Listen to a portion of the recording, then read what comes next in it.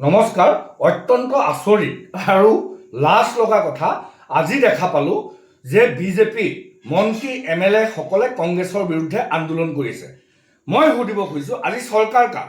আজি কংগ্ৰেছৰ নে বিজেপি?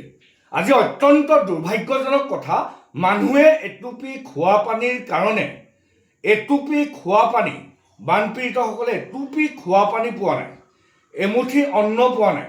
মানুহৰ গৰু ছাগলী ঘৰ দুৱাৰ কুকুৰ মেকুৰী জীৱ জন্তু সকলোবিলাক নিঃশেষ হৈ গৈছে। আৰু এই বিজেপি দলৰ জধামূৰ্খ কিছুমান বিধায়ক মিলি তেওঁলোকে আন্দোলন কৰিছে। আজি কি কাৰণে? কংগ্ৰেছৰ বিৰুদ্ধে। ইমান এটা বিপদৰ সময়, ইমান এটা উজনি অসমৰ প্ৰায়বিলাক জিলা সম্পূৰ্ণৰূপে নিশ্চিন্ন হৈ গৈছে।